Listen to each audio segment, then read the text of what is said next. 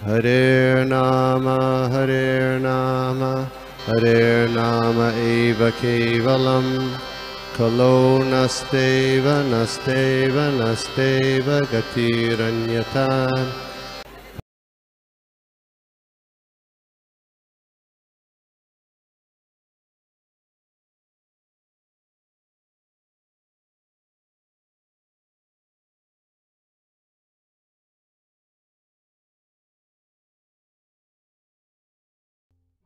हरे कृष्णा माता जी, प्रणाम। हरे कृष्णा, सभी को प्रणाम। माता जी, मेरा वॉइस प्रॉपर है ना माता जी? Okay, thank you so much माता जी, बहुत अच्छा क्लास था।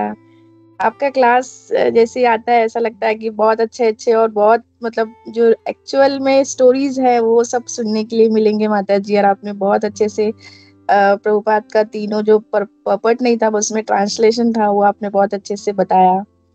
और जैसे आप बोल रहे थे कि जो ब्रह्मा जी है वो क्रिएशन करते हैं तो उन्होंने सब चीजों के लिए अलग अलग किया है कि जैसे कुछ ऐसे पौधे होते हैं जो सिर्फ एक बार फल देने के बाद वो चले जाते मतलब नष्ट हो जाते हैं। तो ऐसे ही मैं इस ग्रेस कमल लोचन प्रभु जी का क्लास एक सुन रही थी तो वो भी ऐसे ही बता रहे थे कि उन्होंने ऐसे बहुत सारे जो जैसे आम का वृक्ष है वो तो फल देने के बाद भी वो वैसे ही रहता है, वो बहुत सालों सालों तक वैसे ही रहता है। तो उसका बोलते हैं कि मतलब जन्म भी वैसे उस चीजों के लिए हुआ है। और जैसे उन्होंने बताया कि भिंडी का भी एक एग्जाम्पल दिया कि भिंडी का पेड़ है वो एक बार फल देता है बट उसके बाद वो फिर वो नष्ट हो जाता है, फिर से हमें उसमें सीड्स लगाने पड़ते हैं, फिर वो वापस से जनरेट होता है। तो ये सब मतलब प्रभु जी भी बता रहे थे ऐसा। तो और फिर उन्होंने एक और बताया जैसे आप बोल रहे थे कि जो हमें हमारी इच्छाएं हमें कम करनी चाहिए, हमारी इच्छाओं से हम उसके मटेरियल लाइफ में ज्यादा इन्वॉल्व हो जाते हैं और अपने स्पिरिचुअल लाइफ में कम टाइम देने लगते हैं।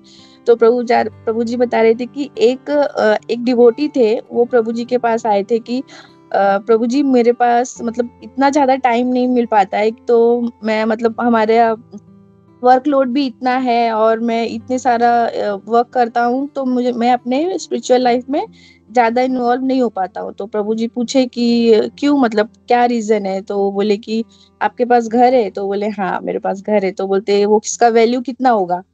तो वो बोले कि कुछ 60-70 लाख का उसका वैल्यू होगा। तो बोलते कि आपको सच में उसकी उतना वैसे घर की जरूरत है? जैसे हमारी इच्छा है, ऐसे आप बता रहे थे कि अभी अपने प्रभु जी का भी एग्जाम्पल लिया कि मतलब महाराज का भी एग्जाम्पल लिया कि सिर्फ उनको 2 वस्त्र ही उनके पास थे तो उन्होंने अपना देह त्याग दिया। वो भी ऐसा उनकी इच्छा थी कि मैं भगवान के सामने ऐसे फ्लावर का पूरा गार्डन हो और सब बीच में घर हो। तो बोल रहे थे आपको सच में वैसी घर की आवश्यकता है? तो वो कुछ तभी बोल नहीं रहे थे। तो बोल रहे कि अगर आपको उससे दिक्कत हो रही है मतलब आपके लाइफ में, क्योंकि आपको वैसा आपने उतना घर लिया है तो आपको उतना इनकम भी कमाना पड़ेगा, तो आपको उसके हिसाब से उतना टाइम भी देना पड़ेगा आपके वर्क के लिए। तो आपका लाइफ स्पिरिचुअल टाइम है वो कम हो जाएगा। तो आप उसको बेच दो, बेच के और आप कुछ मत करो, कुछ भी मत करो। आप डायरेक्ट एक छोटा सा अपने गांव में जाके एक छोटा सा घर ले लो और उसमें आपकी लाइफ स्पेंड करो और पूरा टाइम आप भगवान को दो। देखो आपका वो लाइफ और ये लाइफ एकदम उससे बहुत ज्यादा फर्क हो जाएगा। आपका ये लाइफ एकदम अच्छे से हो जाएगा और आपको किसी चीज की जरूरत ही नहीं पड़ेगी। उसमें तो आपको कितने सारे चीजों की जरूरत पड़ती है। और ऐसे ही प्रभु जी एक माया देवी का भी एग्जाम्पल दे रहे थे कि माया देवी भी जैसे हम सब ऐसा सोचते हैं कि भगवान को हम हर चीज से खुश रखे, मतलब उनकी सेवा करे कि वो खुश हो जाएंगे।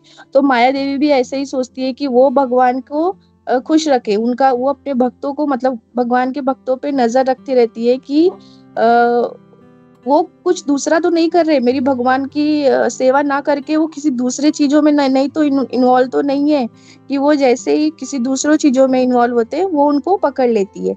और वो जैसे ही वो मतलब प्रभु जी बोल रहे थे कि अभी यहाँ की गवर्नमेंट है, गवर्नमेंट भी कैसा बोलती है कि आपके पास एक घर है तो आप एक दूसरा घर और ले लेंगे तो आपको इतना सब्सिडी मिलेगा और आपको फिर आपके इनकम टैक्स में भी ये मतलब स्लैब रेट मिलेगा, आपको इतना उसमें कम हो जाएगा। तो मतलब ये सब माया देवी का एक प्लान रहता है कि वो कैसे उनको आपको मैनिपुलेट करती है, मतलब आपकी इच्छाएं बढ़ाती है ये सब चीजों में तो आपकी इच्छाएं जितना बढ़ेगी, फिर आप अपने स्पिरिचुअल टाइम मतलब स्पिरिचुअल चीजों में कम होते जाओगे और आपके मटेरियल लाइफ में आप आगे बढ़ते जाओगे। तो आप उसमें ही पूरा फोकस कर पाओगे कि नहीं नहीं अभी ये प्लान आया है तो मैं वो ये इस पे फोकस करता हूँ, ये ज्यादा करता हूँ। बाद में ये सब तो मैं करता ही रहूंगा हमेशा, ये तो इसके लिए तो मेरे पास बहुत टाइम है, बट ये टाइम मेरा निकल जाएगा। तो ऐसे वो बता रहे थे। तो माता जी, जैसे आपने अभी बताया कि वो जो जैसे प्रभु बोल रहे थे कि हमारे पास जो तत्व है, जैसे मेरा आँख है, कान है और हाथ है, तो वैसे ही जो जानवर है जो उस प्रॉपर्ट में बताया है, मतलब ट्रांसलेशन में बताया है प्रभुपाद ने कि उनको भी अलग अलग योनि दी गई है कि वो इस योनि में जन्म लेंगे। तो अभी कुत्ता है तो आप अगर हमें कोई अगर कुछ खाने के लिए दे रहा है तो हम कैसे हाथ आगे करते हैं, तो हमें हाथ आगे करते हैं। बट अगर हम वही गाय को या फिर किसी कुत्ते को कुछ देते हैं तो वो कैसा अपना मुंह आगे करता है, वो हाथ आगे नहीं करता है। तो प्रभु जी वही एग्जाम्पल दे रहे थे कि जिसका जो कर्तव्य है उसे वो वैसे करना चाहिए। कुत्ता इंसान कभी हमेशा मतलब अभी एग्जाम्पल वो दे रहे थे कि शादी में कैसे अभी वो ऐसा सिस्टम आ गया है कि लोग खड़े होके ही खाना खाते हैं। बट वो क्या मनुष्य का है वैसा दिया है कि आपको खड़े होके खाना है? नहीं, वो जानवरों का काम है। आपको खड़े होके नहीं, आपको प्रॉपर इवन चेयर पे भी बैठ के हमको भोजन नहीं करना चाहिए। आपको प्रॉपर स्थान मतलब लेके बैठ के अच्छे से खाना खाएंगे तो वो आपके पेट में जाएगा, तभी नहीं तो वो फिर ऐसे ही कहीं पे भी मतलब आप खा तो रहे हो बट वो कहीं पे भी चला जाएगा। तो आपको अब से यहाँ पे मतलब अब जैसे ही जा रहे हैं वैसे अब कुत्ता है वो कहीं पे भी घूम रहा है, वो खा ले रहा है और वो कहीं पे भी चला जा रहा है। बट उनको अलग अलग अगर हमको ब्रह्मा जी ने अलग अलग उनको जो जन्म दिए हैं उनके हिसाब से ही उनको करना चाहिए। तो वो हमें हमें मतलब एक उससे सीखने के लिए मिला कि हमें प्रॉपर जैसे हमें मनुष्य का जीवन मिला है तो हमें उसी हिसाब से जो हमारे रूल्स एंड रेगुलेशन है हमको उसी हिसाब से उसको फॉलो करना चाहिए। बट माता जी मेरा आपने जो बताया इसमें कि जैसे हमको कुत्ते को और या फिर बिल्ली को कोई भी घर में जानवर पाल लेते हैं तो उन्हें हमें मतलब बोलते हैं ना उनसे थोड़ा अटैचमेंट हो जाता है। बट उसको अगर घर में भी नहीं पालेंगे तो अभी रोड पे भी कोई देख लेता है कि वो कहीं मतलब ऐसे पड़ा हुआ है या फिर बहुत गंदा है या फिर उसको कहीं चोट लग गई है, तो कैसा उसके ऑटोमेटिकली एक अटैचमेंट हो जाता है कि नहीं नहीं वो तो भूखा है, ऐसा है। तो जैसे आप बता रहे थे कि हम उसको मतलब टच करते हैं या फिर उसको थोड़ा सा भी प्यार करते हैं तो वो नहीं करना चाहिए माता जी, ऐसा है? या फिर हमको अ, उस उनके साथ अटैचमेंट होगा तो हम ऑटोमेटिकली नेक्स्ट जो हमारा जनरेशन होगा हम वैसे हो जाएंगे? हरे कृष्णा। हरे कृष्णा माता जी। माता जी बहुत ही सुंदर आप ऐड कर रहे हैं, बहुत सुंदर आप बता रहे हैं। तो जैसे रास्ते पे कोई जख्मी पशु है ना, कोई कोई त्रस्त है, कोई परेशान है, तो हमारे अंदर करुणा होनी चाहिए क्योंकि ये वैष्णव का गुण है। यदि हमारे अंदर करुणा नहीं आती, दया नहीं आती, तो हम पत्थर दिल वैष्णव है, वैष्णव भी नहीं है, हम पत्थर दिल इंसान ही रहे। इसका मतलब हमारे अंदर वो दया करुणा होनी ही चाहिए सभी जीवों के लिए। तो वो कुत्ता बिल्ली ही क्यों ना, कोई भी पशु हो, तो हमें उसको दयावश उसको खाना खिलाना। यदि वो बीमार है तो उसकी सेवा भी करनी है ना। तो अब वो बीमार है, आप उसको घर लेके आए, आपको उसने अच्छे से दवा वगैरह सब कर ली, अभी उसको आपको छोड़ देना है। आपका कर्तव्य उतना ही था, है ना। आपको अभी उसका स्वामी नहीं बनना है कि मैं नहीं इसको देखूंगा तो ये इसका क्या होगा आगे जाके। ये आपका उत्तरदायित्व नहीं था। जैसे राजा भरत के साथ हुआ, भरत महाराज के साथ हुआ, उनको भी ऐसे लगा कि यदि इस बच्चे को मैं नहीं पालूंगा तो इसको कोई भी हिंस्र पशु है, बाघ सिंह वगैरह आके इस छोटे से हिरण को तो खा लेंगे। लेकिन वो इतने शुद्ध भक्त होते हुए भी वो भूल गए कि ये सृष्टि के पालन करता तो भगवान है। भगवान जिसको मारना चाहेंगे उसको मारेंगे, जिसको बचाना चाहें उसको जरूर बचाएंगे। हम किसी के स्वामी नहीं बनते। लेकिन जब हम स्वामी की भूमिका में आ जाते हैं कि अरे मेरे सिवा इसका कौन करेगा, ये कैसे बाहर जाएगा, तब हम फंस जाते हैं ना। तो हमें उसकी सेवा भी करनी है, उसको छोड़ देना है ना, हमें ये जरूर करना है माता जी। ठीक है माता जी, हरे कृष्णा। हरे कृष्णा मतलब माता जी की हमें हमेशा एक सेवक होके ही उसकी सेवा करनी है और फिर हमारा कर्तव्य पूरा करना है, राइट माता जी? यस माता जी, एकदम बराबर था। Okay, Hare Krishna. Thank you so much माता जी। ऑल ग्लोरीज टू गुरुदेव। हरे कृष्णा। हरे कृष्णा। आवाज आ रहा है मेरा? या ओके। इसमें खाली मैं एक चीज और ऐड करना चाह रहा था, जैसे अलग अलग प्रकार की योनियां हैं, तो ये जो है डॉग्स हैं या जो है ये इनको पाप योनि कहा जाता है। जिनको इनको जितना हम लोग हाथ लगाते हैं उतना हमारा पुण्य क्षीण होता है और पाप हमारा बढ़ते जाता है। गाय जो है वो पुण्य योनि है, उसको हम लोग जितना हाथ लगाएंगे हमारा पाप कम होते जाएगा, पुण्य बढ़ते जाएगा। तो ये भी एक रीजन है कि शास्त्रों में, और हम लोग जैसे ऑल्टर में भोग लगाते हैं, तो ये सब प्राणी आसपास भी नहीं होने चाहिए, देखो ये पापी योनियां हैं, तो यू शुड अवॉइड दैट। या और जैसे माता जी ने कहा हम लोग वैष्णव हैं तो हम लोग दया सबके प्रति है, कंपैशन। लेकिन जैसे माता जी बोले तो मेरे को भी इमीडिएटली भरत महाराज का ही याद आया कि जब हमको लगता है कि मेरे सिवा इसको कौन देखेगा, तो फिर हम लोग फंस जाते हैं। हम लोग वहाँ पे वो नहीं करना है, हम लोग को बस दिखते चल रहे हैं, हम लोग हाँ कोई है किसी को कर दिया अपना, बस छोड़ देना है, वहाँ पे आसक्त नहीं हो जाना। अगर ये अब इसको घर लेके जाना है मेरे को, इसको देखभाल करना है, वैसे नहीं, बस अपना काम किया, छोड़ दिया। हरे कृष्णा। हरे कृष्णा माता जी, दंडवत प्रणाम। थैंक यू फॉर क्लास माता जी। माता जी, I want to share my realization point. जैसे आप इस वर्ष में आसक्ति के बारे में बताई और उससे रिलेटेड पास्ट टाइम भी आपने बताया, कैसे आसक्ति जो है इज कॉज फॉर बॉन्डेज है।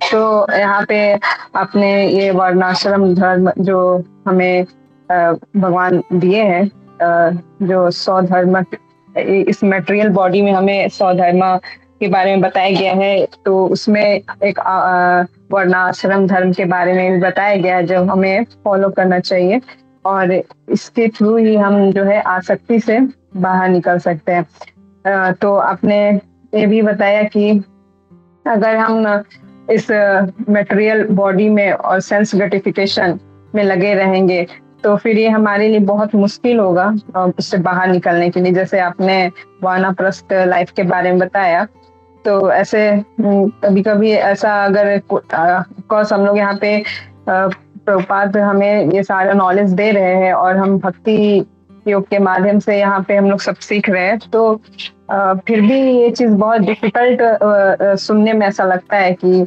वानप्रस्थ लाइफ जो है किस तरह का लाइफ होता है, उसमें किस तरह से हमें ये करना होता है। लेकिन यहाँ प्रभुपाद ने जो है ना एकदम जो क्यूट फॉर्मूला जो है हमें दिया है, जो भक्ति जो कहा जाता है ना कि यहाँ पे एक वर्स भी है, वासुदेव भगवती भक्ति योग प्रयोजिता ज्ञानयत्य आशु वैराग्यम ज्ञानम च यद अहितुकम। तो यहाँ बताया जाता है कि भगवान का जो ये डिवोशनल सर्विस के माध्यम से हम जो है ना इस ये एक सेकेंड डिटैचमेंट से बाहर निकल सकते हैं। जो कि when we engage our senses in the service of Lord, then we come out। तो ये एक फॉर्मूला है। ऑफकोर्स ये ऐसा अभी लगता है कि वॉलेंटरली ये बहुत मुश्किल है ऐसे, लेकिन यहाँ पे प्रभुपाद बोलते हैं जब हम अपने आप को भगवान की सेवा में लगाएंगे तो हम उस योग मतलब उस स्तर में आ पाएंगे कि हम इस सारे मटेरियल चीज से है ना हमारा जो है आसक्ति दूर हो जाए और हम अपना जो एक वर्णाश्रम धर्म है उसको हम लोग फॉलो कर पाए। तो ये माता जी मेरा आपकी क्लास से ये रियलाइजेशन था। थैंक यू माता जी फॉर क्लास। हरे कृष्णा, दंडवत प्रणाम, सभी को दंडवत प्रणाम। माता जी बहुत अच्छे से गुड लिसनर है आप, बहुत अच्छे से आप बता रहे हैं। आप लोग जब बताते हैं ना तो मुझे थोड़ा सा डर लगता है कि यार मैंने कोई गलती से कुछ गलत तो नहीं बोल दिया है तो मेरे कान एकदम ऐसे खड़े हो जाते हैं। मैं बोलते वक्त इतना नहीं सोचती, लेकिन जब आप बोलते हो ना तो मैं बहुत ध्यान पूर्वक सुनती हूँ। बहुत अच्छा बता रहे माता जी आप। हरे कृष्णा। एक गोपाल कृष्ण गोस्वामी महाराज के जो अभी हमने बहुत सारे उनके वीडियोज है ना, उनकी कथाएं वगैरह भी सुनी होंगी, तो प्रभुपाद जी भी बता रहे हैं और महाराज भी बता रहे हैं कि कैसे हमारे जीवन शैली होनी चाहिए। कैसे हमें हमारा आचरण होना चाहिए। तो गोपाल कृष्ण महाराज के आपने सभी ने है ना बहुत सारी उनके शरीर त्यागने के बाद वीडियोस वगैरह देखे होंगे। तो एक बहुत ही वायरल हो रहा था एक वीडियो में, तो उसमें बताया गया था कि कैसे भगवान के पार्षद ही आए हैं महाराज के रूप में हमें सब बताने के लिए, और वो हमें सिखा के जा रहे हैं कि कैसे अपने आचरण को रखो। हमारे साथ ही उठते बैठे हुए हमारे जैसा ही शरीर धारण करके वो हमें सिखाने आए हैं कि ये मनुष्य जीवन मिला है ना, उसको बहुत ही सुंदरता से इसको ले चलो, है ना। मैं बताने आया हूँ कैसे जीना चाहिए। तो गोपाल कृष्ण महाराज के उनके पास सिद्धियाँ थी, वो फेस रीडिंग करते थे। वो फेस रीडिंग से बता सकते थे कि कौन व्यक्ति कैसा है, ये डोनेशन देने वाला है या क्या टाइम पास करेगा क्या। तो उनके जो शिष्य थे ना, तो जब कोई भी बड़ा बिल्डर या बड़ा कोई नेता जो डोनेशन देने के लिए कहने वाला है, तो वो उनको पहले महाराज से मिलवाते थे कि महाराज आप देखो, इसने बोला है कि मैं इतना इतना डोनेशन दूंगा। तो महाराज कहते थे हाँ मेरी मीटिंग कराओ। तो महाराज उससे बात करते थे और महाराज बताते थे कि ये डोनेशन देगा या नहीं देगा। तो ये डोनेशन नहीं देने वाला है तो ज्यादा इसको एंटरटेन मत करो, इसको छोड़ दो, अपना समय मत व्यर्थ करो। और होता भी वैसा था। तो कोई कोई शिष्य महाराज के बताने के बाद भी थोड़ा प्रयास करके देखते थे कि नहीं हम थोड़ा सा अपना प्रयास कर लेते हैं, शायद ये दे देगा, इसने बोला तो था। लेकिन 1 महीने 2 महीने 6 महीने उसके पीछे लगने के बावजूद वो डोनेशन नहीं देते थे। तो एक बार ऐसा ही हुआ था कि एक मोमेडियन ही बच्चे था, लेकिन वो हिंदू वैष्णव का भेष बना के वो एस्कॉन में आया था और उनके शिष्यों से मिला था महाराज से। तो जब और वो कह रहा था कि मैं कंप्यूटर हैक करने की मेरे पास बहुत अच्छी कला है, तो मैं आपको बहुत सारी जानकारियां दे सकता हूँ, है ना। कोई चीट तो नहीं कर रहा, कोई फ्रॉड तो नहीं कर रहा, मैं सारी जानकारी आपको उपलब्ध करा सकता हूँ। तो महाराज के शिष्यों को लगा ये हमारे लिए बहुत शायद यूजफुल हो सकता है। तो उसको महाराज के पास लेके गए और महाराज ने देखा, उसको पूछा महाराज ने कि कितने साल हुए तुम्हें माला करते हुए, जप करते हुए। तो उसने कहा बस मुझे 1 महीना हुआ है कि मैं जप कर रहा हूँ। और महाराज ने से पूछा कि एस्कॉन से कब से जुड़े हो। तो कहने लगा मुझे 1 साल हुआ है एस्कॉन से जुड़े हुए। तो महाराज ने बस ये 2 ही बातें उससे पूछी।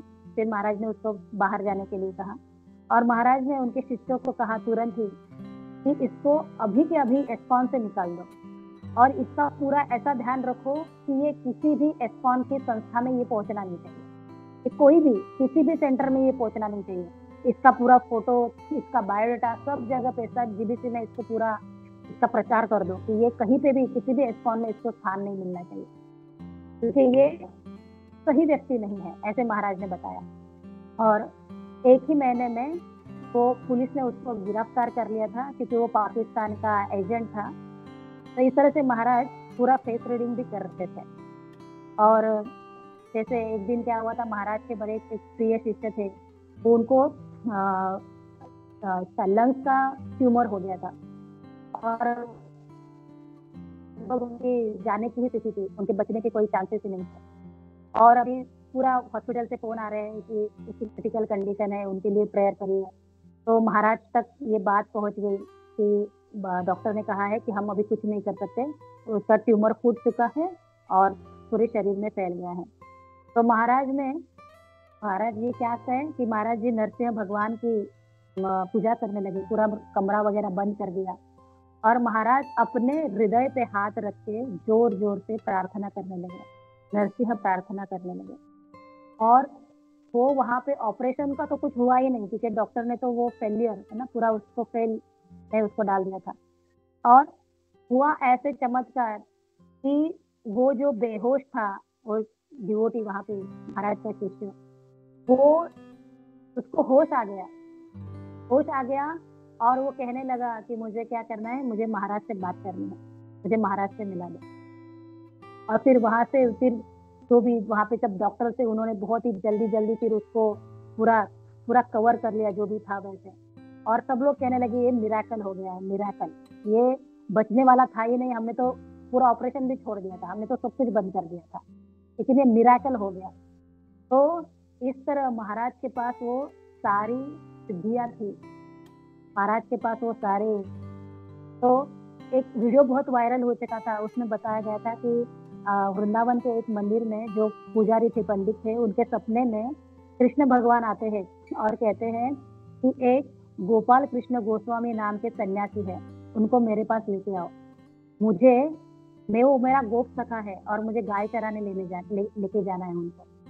तो वो सन्यासी जब नींद से जाग उठा तो उसने सारे वृंदावन के मंदिरों में, मठों में, पूरी जगह पे उनकी इंक्वायरी करी, कहाँ पे गोपाल कृष्ण गोस्वामी महाराज हैं क्या।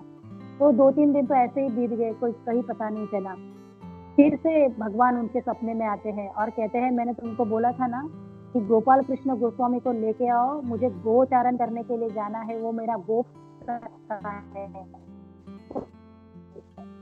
अभी वो जो पंडित था, पुजारी था, वो बड़ा ही सीरियस हो गया और उसको ध्यान आया कि वृंदावन में एस्कॉन का मठ भी है और मैंने अभी तक वहां पे मैं गया नहीं हूँ, तो वहां पे भी सन्यासी होती है। तो वो वहां चला जाता है और उसने वहां जाके पूछा कि आपके आश्रम में कोई गोपाल कृष्ण गोस्वामी महाराज है क्या। तो शिष्यों ने बताया कि अभी है ना 1 ही दिन हो गया है, हमारे महाराज ने शरीर त्याग दिया है। और वो पुजारी वहीं पे दंडवत करने लगा, अश्रु बहाने लगा, रोने लगा। और अब उन्होंने सारी वो कथा बता दी कि कैसे भगवान मेरे सपने में आते थे। और फिर वो महाराज की फोटो लेके वो अपने मंदिर चले गए। तो ऐसा वृंदावन में वो एक ही मंदिर है जहाँ पे भगवान के सामने हिज होलीनेस गोपाल कृष्ण गोस्वामी महाराज की फोटो रखी गई है मंदिर में, क्योंकि वो भगवान के गोप सखा है। तो ये जो सारे महाराज अभी जो पृथ्वी पे है इस्कॉन के, वो सारे भगवान के ही पार्षद हैं और वो हमें बताने आए हैं कि कैसे हमारे जीवन को जीना होगा, आचरण करना होगा। हमने उनकी एक भी बात को शुद्धता से, प्रामाणिकता से यदि हमने फॉलो किया ना, तो भी हमें वो श्रेय प्राप्त हो सकता है हमारी गुरु की आज्ञा पालन करने का। तो बस मैं यही पे विराम करूंगी। हरे कृष्णा। हरे कृष्णा। थैंक यू माता, very nice. There was one more speaker, आज कोई था ना, और एक तो या ओके। बहुत अच्छा क्लास था माता जी। जैसे हमने देखा कि इसमें कोई तात्पर्य नहीं है और खाली मतलब जो है क्रिएशन के बारे में है। कोई प्रभुपाद जी ने तात्पर्य नहीं दिया कि कैसे अलग अलग प्रकार से सारे जो जीव हैं वो आ रहे हैं। एंड उसको अपने जो इतना अलग अलग जो कथाओं से इसको कनेक्ट किया, दैट वाज वेरी नाइस। राजा भर्तरी का जो स्टोरी है, that was also very nice, कि कैसे उनको एकदम वैराग्य आ जाता है, दैट वाज नाइस। और फिर जो कच्चा और देवयानी का जो कथा था वो भी, that is also very nice. खाली उसमें मैं एक चीज ऐड करना चाहता हूँ उसमें, कि उसमें खाली एक ट्विस्ट था कि ये जो उस कच्छ को जो सारे असुर लोग थे मार देते थे, तो एक जैसे आपने कहा कि उसको पूरा पाउडर बना के उसका पेय में डाल के उनको दे दिया था। तो जब देवयानी पीछे पड़ जाती है, मुझे कच्चा को वापस लेके आओ, तो बोला अरे मैं कच्चा को तो ले आऊंगा, लेकिन अगर वो मेरे पेट में है, अभी वो बाहर आ गया तो मैं मर जाऊंगा, तो क्या करें। तो बोलते ठीक है, बोलते हम लोग कच्चा को बोलेंगे, वो आपको जीवित कर देगा। तो फिर तो जैसे ही वो कच्चा को जैसे मंत्र से जीवित करते हैं तो शुक्राचार्य जी की मृत्यु हो जाती है सब में, क्योंकि पेट में से पूरा बर्स्ट होके बाहर निकलता है। और फिर जब कच्चा आ जाता है तो फिर देवयानी फिर उनसे रिक्वेस्ट करती, फिर वो शुक्राचार्य को वापस जीवित करते हैं। तो ये एक पॉइंट मुझे बहुत इसमें अच्छा लगा था ये स्टोरी में। और एक जो बहुत ही मेरे को जो टचिंग पॉइंट इसमें लगा था कि कच्चा कितना मतलब क्या बोलते हैं ना, कितना शास्त्रिक था कि जब वो उनके पेट से बाहर आया तो पहले तो उसको बहुत मतलब प्रेम था देवयानी से, लेकिन बोला कि अब ये मेरे पिता हैं, कि मैं इनसे बाहर निकला तो तुम मेरी सिस्टर हो, तो तुमसे विवाह नहीं कर सकता मैं। तो ही वॉज वेरी ना, मतलब ऐसा नहीं है कि मतलब प्यार में अंधा हो गया, जो चाहिए वो इमीडिएटली ही रियलाइज कि नहीं, this is wrong, you are my sister no, तो अभी हम लोग शादी नहीं कर सकते, सो सॉरी करके। एंड ये भी एक पॉइंट मुझे इस स्टोरी में बहुत हमेशा अच्छा लगता है। तो I just wanted to share that this 2 points. And as usual माता, आपका क्लास बहुत ही कथापूर्ण रहता है। एंड आज के इसमें बहुत बहुत शिक्षाएं थी अलग अलग प्रकार से, so thank you for that. And Hare Krishna, हम लोग रुकते हैं यहाँ पे, स्टॉप हियर। हरे कृष्णा। वंशा कल्पतरुभ्यश्च कृपा सिंधुभ्यः च पतितानां पावनेभ्यो वैष्णवेभ्यो नमो नमः। अनंत कोटि वैष्णववृंद की जय, श्रील प्रभुपाद की जय, इस्कॉन गुरु वृंद की जय। हरे कृष्णा।